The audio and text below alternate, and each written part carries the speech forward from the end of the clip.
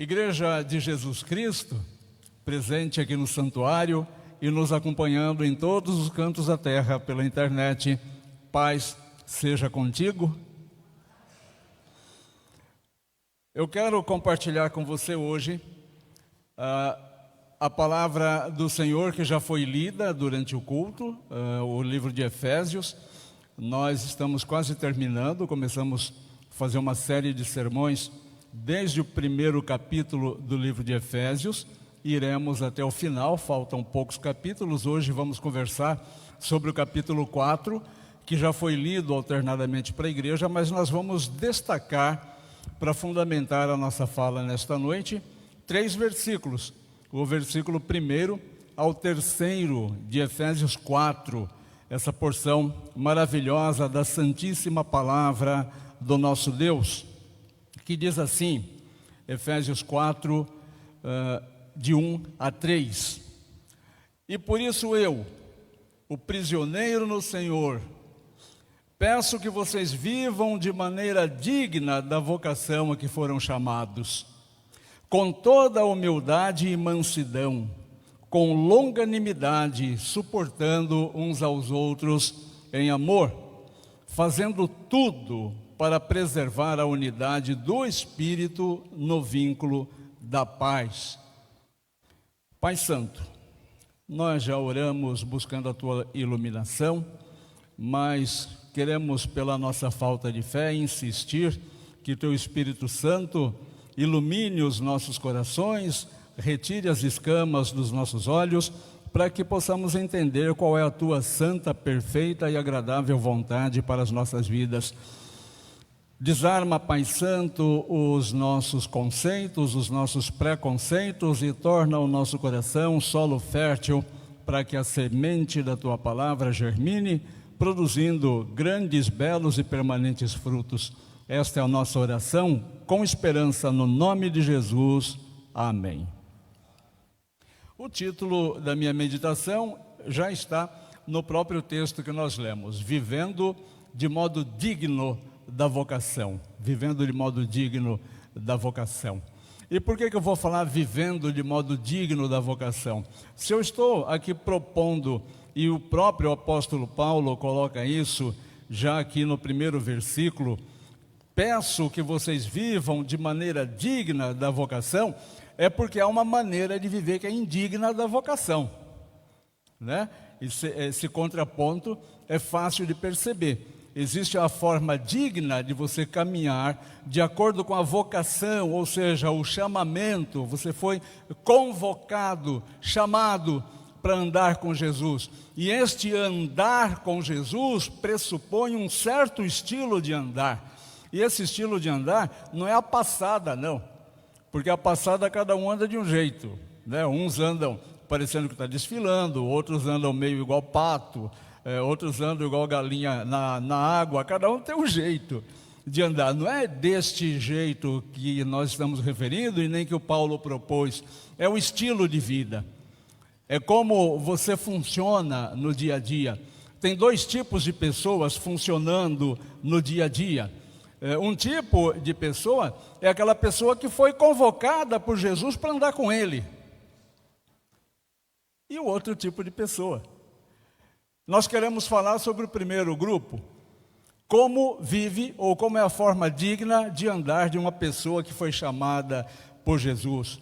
O Rabi Yaakov ben Shimon, ele tem uma frase que já começa nos posicionando de uma forma bastante simples aqui para o que nós queremos conversar hoje. O Rabino, ele escreveu o seguinte: o testemunho mais válido não é expresso em palavras. Só aqui já bota a gente para pensar, né? O testemunho mais válido não é expresso em palavras, mas é aquele que irradia uma luz que dificilmente alguém pode apagar. O testemunho válido é aquele que irradia uma luz que dificilmente alguém pode apagar.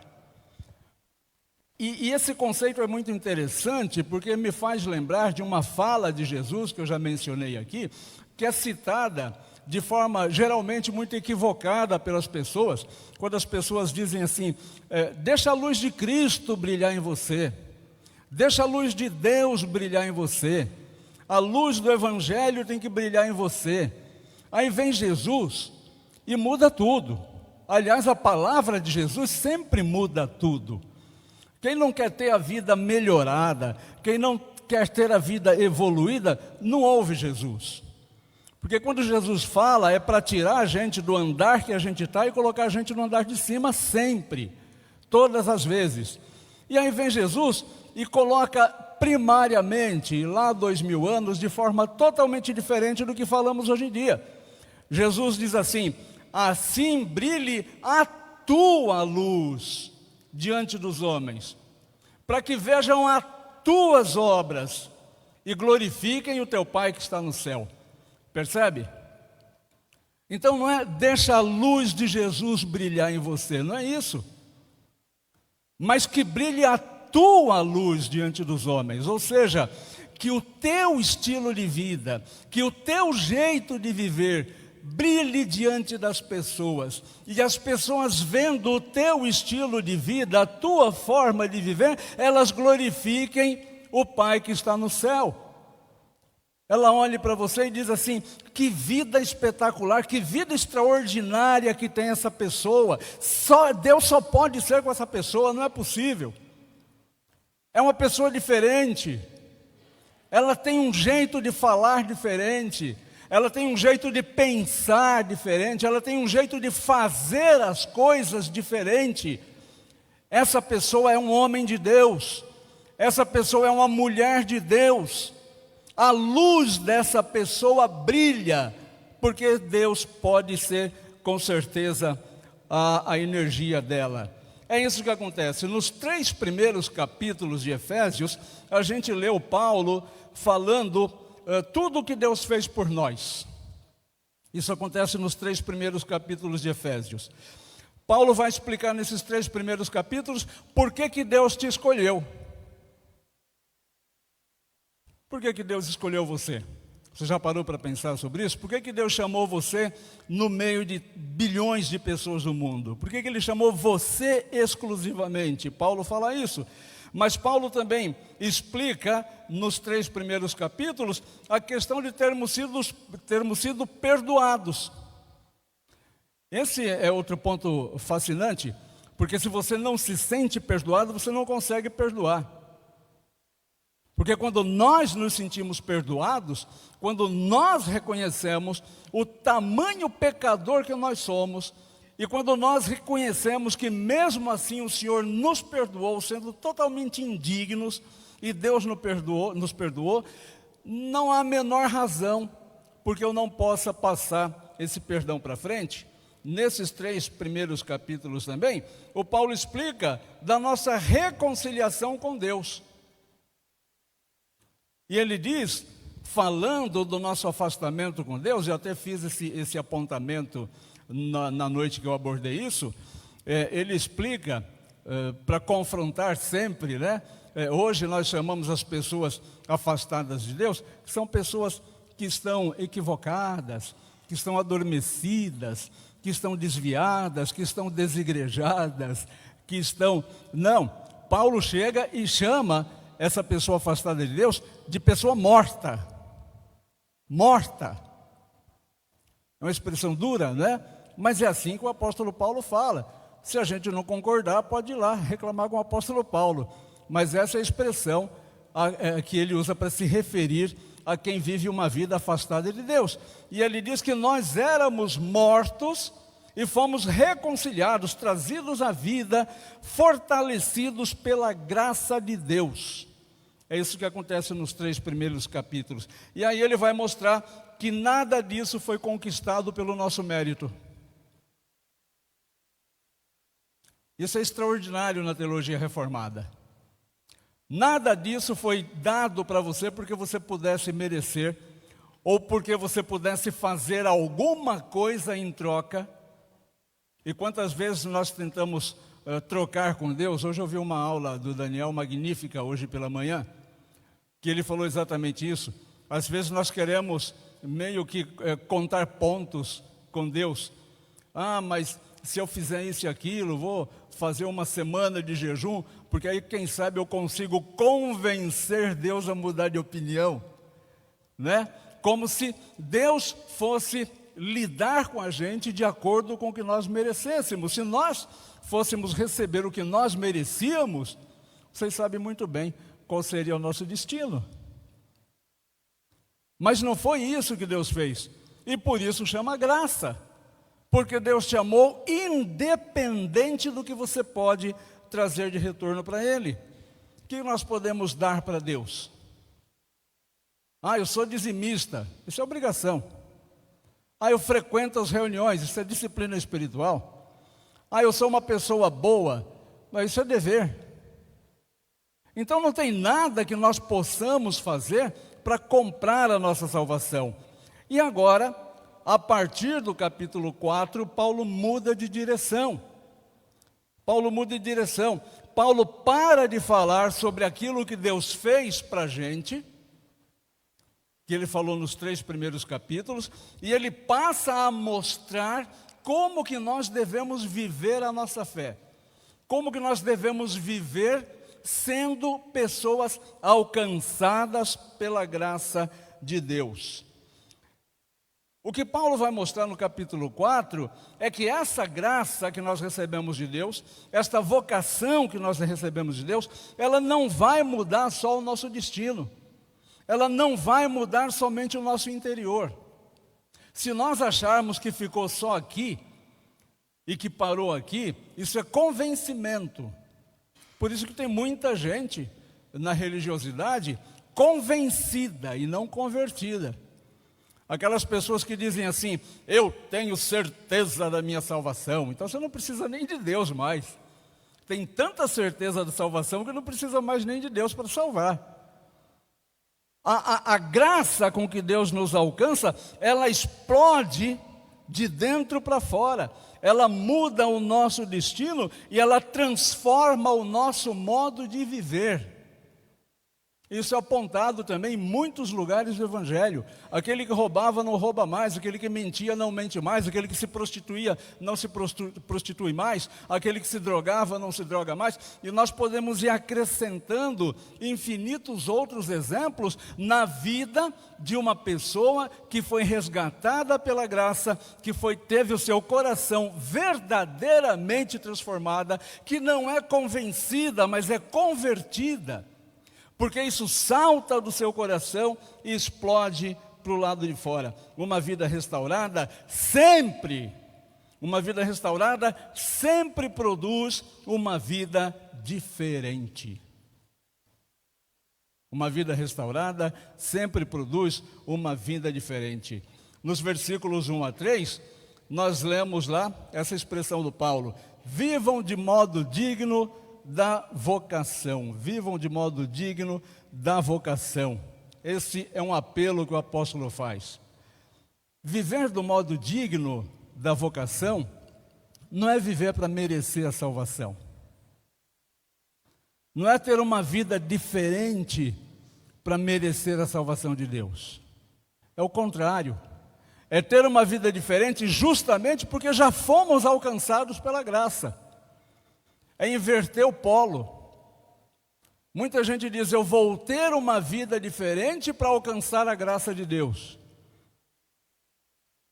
Quando eu estava na ativa, ainda lidando com presídios, uma vez eu fui atender um preso, e sabendo que eu era protestante, ele começou a conversar, dizer o que ele queria, para tentar me convencer a ajudá-lo de forma diferenciada. Ele disse assim: exclusivo, senhor, estou até pensando em virar crente.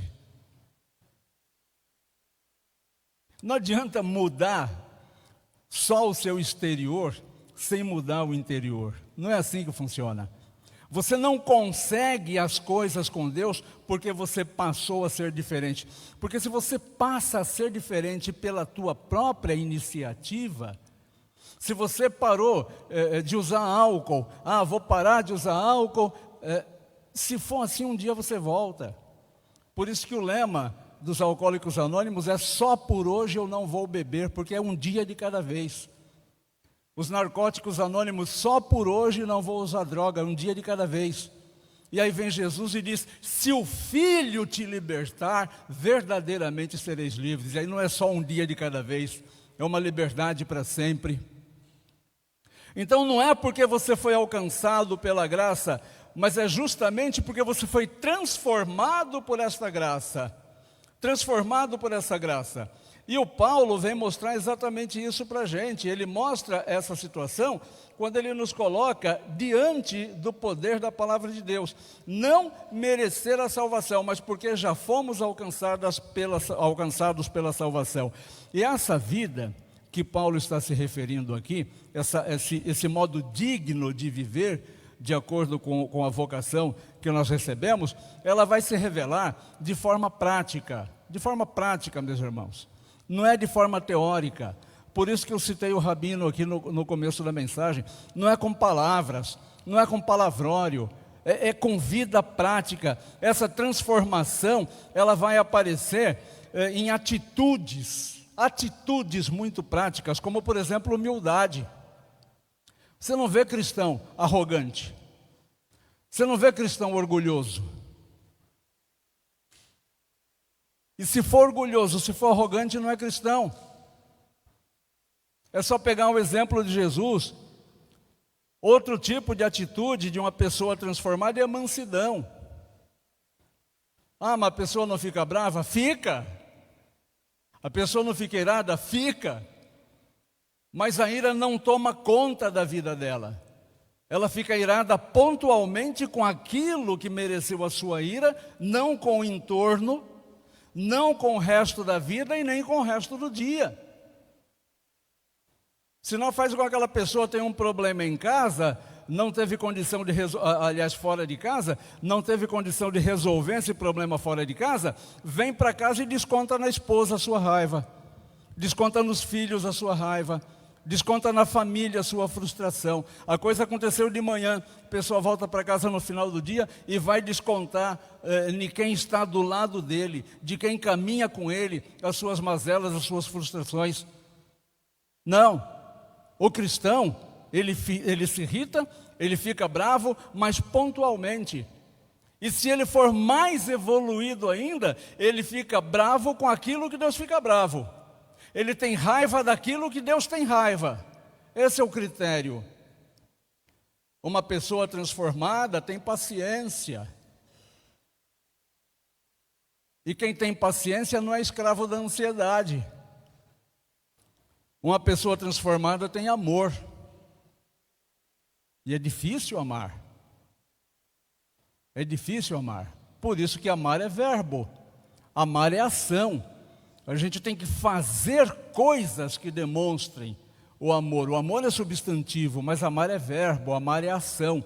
É fazer acontecer aquilo que nós chamamos de amor. E essas virtudes, elas são colocadas à prova onde? É na hora da refeição? Não. Ela é colocada à prova onde?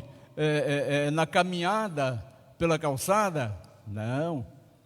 É colocada à prova onde? Na hora de dormir, de colocar a cabeça no travesseiro? Não. Essa nova vida que a vocação nos traz é colocada à prova justamente nos relacionamentos. O cristão vocacionado, a pessoa que tem a graça no seu coração, essa graça explode no relacionamento com as pessoas. É a forma como você trata a sua esposa, é a forma como você trata o seu marido, é a forma como você trata os seus irmãos, é a forma como você trata os seus amigos. Isso mostra quem tem a graça no seu coração ou não. É a forma como você desempenha as suas tarefas na empresa. É aquilo que você faz quando as pessoas precisam de você. Há pouco tempo, uma pessoa entrou em contato comigo e disse assim: olha, você precisa ajudar tal pessoa está com dificuldade, você precisa ajudar. E eu disse assim: olha, não dá para ajudar quem está longe. Como que eu vou ajudar a pessoa se a pessoa sumiu, não aparece? Mas você está aí pertinho da pessoa, ajuda a pessoa aí você. A gente tem essa mania, né? Acha que ajuda é para o pastor tem que fazer. Mas você está do lado da pessoa. Por que você não senta com essa pessoa e ajuda essa pessoa? Você é tão pastor quanto eu. Você é tão pastora quanto eu. A mesma palavra de Deus que eu tenho, você tem, está aí na palma da sua mão. Está no livro físico, está no seu celular, mas você tem a palavra de Deus aí na sua mão. Então, se você tem essa graça no seu coração, essa graça aparece nos relacionamentos. E aparece e começa a aparecer no lugar mais difícil que existe para ser crente, para ser um cristão, que é dentro de casa. É o lugar mais difícil que existe. Porque ser cristão com quem a gente não conhece é fácil. Ser cristão com quem a gente não caminha é fácil. As pessoas não vão cobrar a gente. As pessoas não sabem qual é a nossa intimidade. Mas dentro de casa, onde eu tenho oportunidade de falar como Cristo, onde eu tenho oportunidade de agir como Cristo, onde eu tenho oportunidade de fazer como Cristo, aí dentro de casa é que é extremamente difícil. E é o primeiro lugar onde eu sou tentado a agir como uma pessoa literalmente sem graça. Literalmente sem graça. É fácil parecer espiritual quando nós estamos sozinhos. É ou não é? Não é fácil você sentar num cantinho e ler a Bíblia sozinho lá? É fácil ou não é? É fácil. É fácil você ouvir um louvor no carro? É fácil ou não? Muito fácil, não é? É fácil você assistir um vídeo do pastor A, B ou C, ali você e o seu aparelho sozinho, você ali, é fácil? É ou não é? Mas como é você ser cristão perto de alguém? Como é você abrir a boca quando a sua espiritualidade é requisitada? Então a pergunta não é refletir o Cristo convivendo com pessoas iguais. O nosso desafio é refletir Cristo convivendo com pessoas diferentes de nós. Então a pergunta não é só se temos sido cristãos, mas eu acredito que a pergunta seria se a nossa maneira de viver confirma o evangelho que nós professamos. E é para isso que eu quero te chamar essa noite, para que você viva essa aventura extraordinária de negar os teus princípios, de negar os teus pontos de vista e abraçar os princípios de Jesus, abraçar o ponto de vista de Jesus e mudar radicalmente, ou permitir que a mudança que Jesus fez no teu coração exploda do lado de fora, na horizontalidade dos relacionamentos e não só na verticalidade da fé. No segundo momento, o Paulo, nos versículos 4 a 6, vai pedir que nós preservemos a unidade da igreja. E aqui está outro ponto absurdamente fatal e vital para todo cristão. Paulo lembra que existe um só corpo, que existe um só Espírito, que existe um só Senhor e que existe um só Deus. Essa é a forma que um coração cheio de graça vive a sua fé. Um só corpo. Ou seja, a igreja não vive em função de mim, mas eu vivo junto com a igreja porque eu faço parte deste corpo. Um só Espírito. Jesus, no outro momento, ele advertiu: sabei discernir os espíritos. Você consegue discernir espírito, meu irmão? Você consegue discernir os espíritos, minha irmã? Quando a pessoa vem conversar com você, o jeito dela conversar, você sabe discernir se é ela que está falando ou se é quem possuiu a mente dela? Você sabia que tem muito crente que em alguns segundos tem a mente possuída também pelo inimigo? Ah, pastor, isso não é possível. Como não é possível? Se aconteceu com o próprio apóstolo Pedro. Quando a pessoa está falando alguma coisa que afasta dos planos de Deus, a mente dela não está possuída pelo Espírito Santo, mas está possuída pelo outro. O Pedro chegou para Jesus uma vez, quando Jesus começou a falar o que ia acontecer com ele, Pedro falou: Senhor, deixa de ser tão severo contigo mesmo, de maneira nenhuma nós permitiremos que isso aconteça com o Senhor. Ou seja, falando a mesma coisa que a cobra falou lá no deserto para Jesus. Jesus vira para o grande apóstolo Pedro e diz: arreda de mim, Satanás. E a tradução da palavra Satanás é adversário, porque naquele momento não era o Pedro que estava falando, mas era quem estava dominando a mente do Pedro, ou seja, o adversário dos planos de Jesus para a salvação das pessoas. O propósito de Jesus estava estabelecido, ele tinha que morrer por todas as pessoas, inclusive pelo Pedro. E ele colocou como propósito não se desviar desse caminho. E por nada ele se desviou, por nenhum problema, por nenhum descontentamento. E será que Jesus não ficou descontente? Muitas vezes. Mas chega um momento que Jesus diz: eu não vim fazer a minha vontade, mas eu vim fazer a vontade de quem me enviou. Olha que coisa extraordinária. Então existe um só Espírito, um só Senhor. A quem você tem servido? Quem manda na tua vida? Quem direciona você? Quando você acorda de manhã, você está a serviço de quem? Se não for do Senhor Jesus, se não for de Deus, se não for Deus que manda na tua vida, alguém está mandando. No que é que você gasta a sua energia? No que é que você gasta os seus recursos? Você está querendo agradar quem? Porque geralmente nós servimos a quem nós estamos querendo agradar. Quem é o ídolo do teu coração? Quem você tem buscado agradar que não é Deus? Paulo também diz que há um só Deus. Então não tenha ídolo no seu coração. Buscar em primeiro lugar o reino de Deus. Não é o reino do meu amigo. Não é o reino do meu irmão de fé. Não é o reino do meu cliente, e tampouco é o reino do meu patrão. Eu tenho que buscar primeiro o reino de Deus. Ah, pastor, mas e as outras coisas que eu preciso para viver? Elas serão acrescentadas. O que é acrescentar? A Celinha está fazendo lá uma comidinha saborosa. Aí a Celinha vai ensinar a receita, ela diz assim: acrescenta um pouco de sal. O que é acrescentar?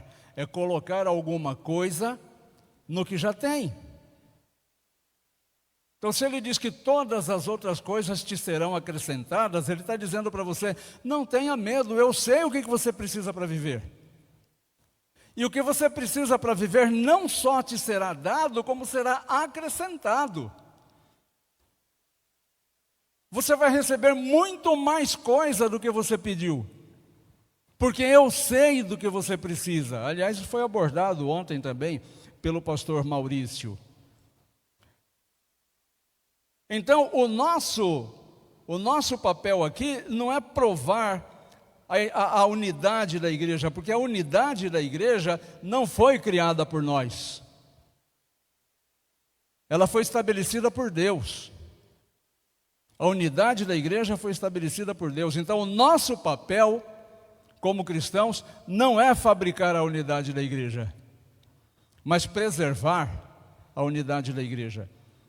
Porque quando Cristo ocupa o centro de uma igreja, seja esta aqui ou qualquer outra, quando Cristo ocupa o centro da igreja, as diferenças deixam de ser motivo de divisão.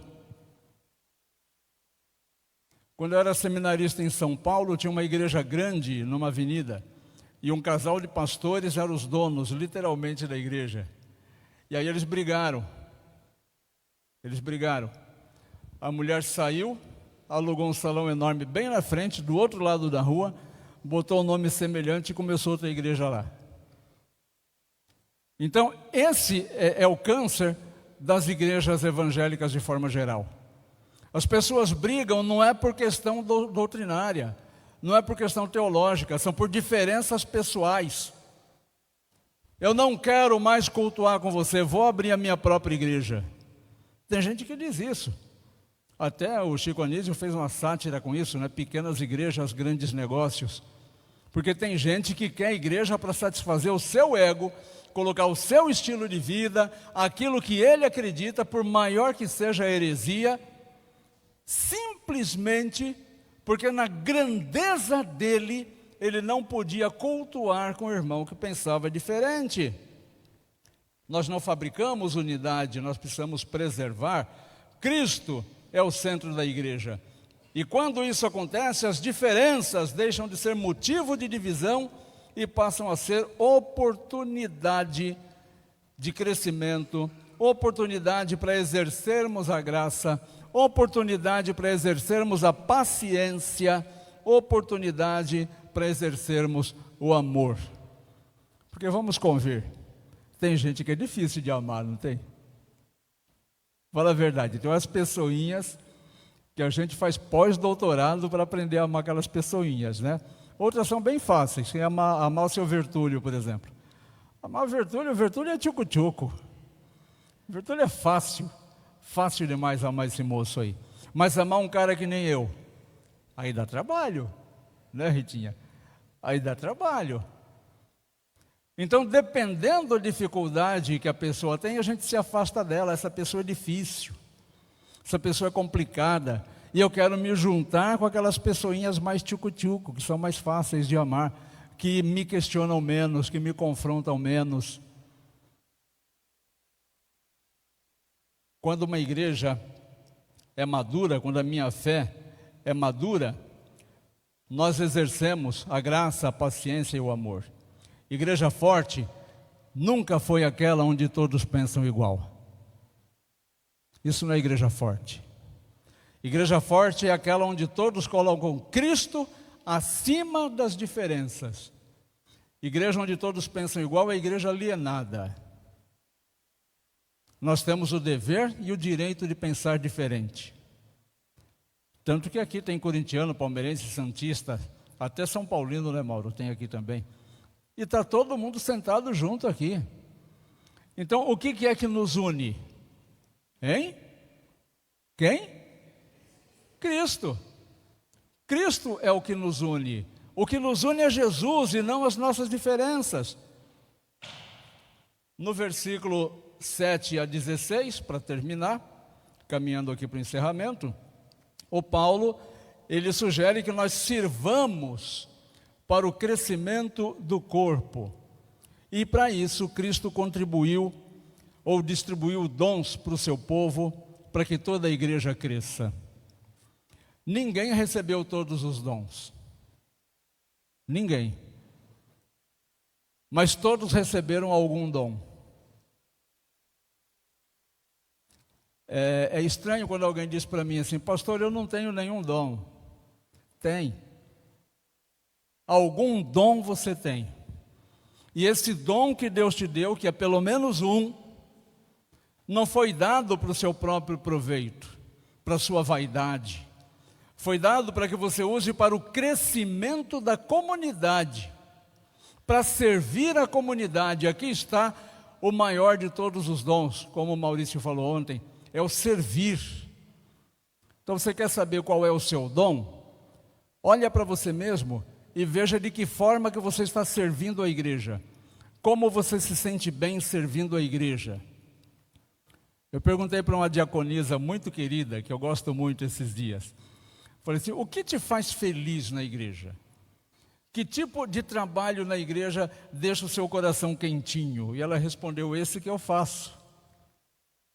Mas percebe, este que eu faço, ou seja, está fazendo alguma coisa. Geralmente a pessoa que diz assim: eu não tenho nenhum dom, é a pessoa que não faz nada. Ela não está exercendo o dom dela. Porque se ela começar a servir as pessoas, ela vai descobrir qual é o seu dom. Porque todos nós temos pelo menos um dom. Cada membro tem um lugar e uma responsabilidade no corpo de Cristo. Se você não exerce essa sua responsabilidade, preciso te contar se ninguém te contou: você está em pecado. Você está em desobediência. Porque esse dom que o Espírito Santo te deu, lembra que eu falei? Há um só Senhor, um só Deus, uma só fé. E Deus te deu esse dom que você tem, que é pelo menos um, alguns têm mais do que um, é para o crescimento do corpo. Então, olha a construção. Deus chamou você para você viver de forma diferente, e com esse jeito diferente de você viver, você vai servir os teus irmãos. Mas se a terceira parte ficou com a ponta solta, você não está servindo o teu irmão, você está em pecado, você está em desobediência. Porque servir não é só ser líder de alguma coisa. Ah, pastor, eu não sei falar em público, mas não é só falar em público. Ah, pastor, eu não sei liderar, eu não sei tocar, mas não é só liderar, não é só tocar, é fazer alguma coisa para o bem dos teus irmãos, das tuas irmãs. Esses dias nós fomos visitados lá, levaram uma bandeja de pães para a gente lá, que coisa maravilhosa, né? Estamos comendo pão até hoje, ainda tem mais pão para comer. Estão querendo deixar o pastor gordinho de novo. Mas olha só, a pessoa teve habilidade de fazer um pão, levou lá. Agora há pouco eu recebi uma penca de banana. Olha que coisa maravilhosa. Eu estou contando o meu exemplo particular. Mas como você tem servido os teus irmãos? Hoje eu escutei uma pessoa dizendo assim, fui visitar o Baru, tadinho do Baru, ainda está em convalescença, mas já ele está bom. Já ele estará com a gente aqui.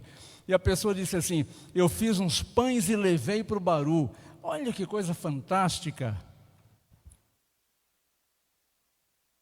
Então você usa o seu dom, não estou falando do dom de culinária não, tem outros dons, o dom de aconselhar, o dom de orar com a pessoa. O dom de visitar uma pessoa e de ouvir a pessoa. Esse talvez seja um dom pouquíssimo desenvolvido, o dom de escutar as pessoas. Então, cada cristão convertido de verdade, ele serve com fidelidade. E quando ele serve com fidelidade, a igreja como um todo amadurece. A igreja como um todo permanece firme na verdade. A igreja como um todo cresce em amor. Uma igreja saudável, ela não depende de pessoas que fazem tudo. Você não precisa fazer tudo o que tem que fazer na igreja. Mas ela depende de todos fazendo cada um a sua parte. E se você não faz a sua parte, você está prejudicando o todo. Antigamente se usava uma expressão que eu achava poética, de tão bonito. Um pastor velho disse naquela época para mim, meu irmão, se deixe consumir pela obra do Evangelho. Olha que coisa linda. Se deixe consumir pela obra do Evangelho. Quanto que você permite que seja consumido de você na obra do Evangelho? De domingo, quando começa a semana, até sábado, quando termina a semana, nesse período, o que é que você entregou para as pessoas como cristão ou como cristã? Deus não chamou a gente apenas para assistir o culto. Porque a gente usa essa expressão, né? Ah, eu vou assistir o culto. Assistir, você assiste o show do Rafael. Vocês viram a sanfona do Rafael soltando raio, faísca para todo lado lá? O show do Rafael você assiste. Jesus você cultua. Deus não chamou você para assistir o culto. Ah, eu vou assistir o culto. Mas chamou você para participar da edificação da igreja. Como que você está contribuindo para a igreja crescer? Concluo contando uma história, relembrando uma historinha bem conhecida da maioria de nós, que é aquela historinha dos 3 pedreiros. Conhecem, né, a historinha dos 3 pedreiros? Estavam lá os pedreiros construindo uma parede de um templo, de uma igreja, e aí o líder da igreja chegou para o primeiro pedreiro e perguntou, o que você está fazendo? Aí o primeiro respondeu, estou levantando uma parede. Foi no segundo e perguntou, o que você está fazendo? O segundo respondeu, estou construindo uma igreja. Na mesma parede. chegou para o terceiro pedreiro: e o que você está fazendo? E a resposta desse foi um pouco maior. Ele disse: eu estou construindo o local onde as pessoas virão para se encontrar com Deus, recarregar suas energias, encontrar consolo e agradecer as suas bênçãos. Uau! Então veja, 3 perspectivas diferentes para a mesma atividade: levantando uma parede. O levantar de uma parede visto de 3 formas diferentes. Essa transformação do coração, ela não termina quando nós recebemos o perdão de Deus. E se você quer um conselho pastoral, encontre um propósito naquilo que você faz. Encontre um propósito naquilo que você faz, e a tua vida, tudo que você fizer vai ser extraordinário. Se você vai passar uma roupa, encontre um propósito nisso. Isso vai ser extraordinário. Se você vai tocar um violão, toque um violão para Deus. E você vai ver como isso vai ser extraordinário. Se você vai visitar uma pessoa, leve Jesus no seu coração naquela visita. E você vai ver que momento extraordinário. Então sempre coloque um propósito maior em tudo aquilo que você faz. E tudo aquilo que você fizer será extraordinário. E essa restauração do coração da gente, ela continua todos os dias, moldando o nosso caráter, mudando os nossos relacionamentos e mudando a nossa forma de servir, começando já dentro de casa. Então, meus queridos, o Evangelho alcança o coração e a partir dele transforma toda a vida do ser humano. Essa é a proposta desse capítulo 4 do apóstolo Paulo, a partir do versículo 1. Concluindo, que cada um de nós viva de modo digno da vocação recebida. Isso é viver do modo digno da vocação recebida.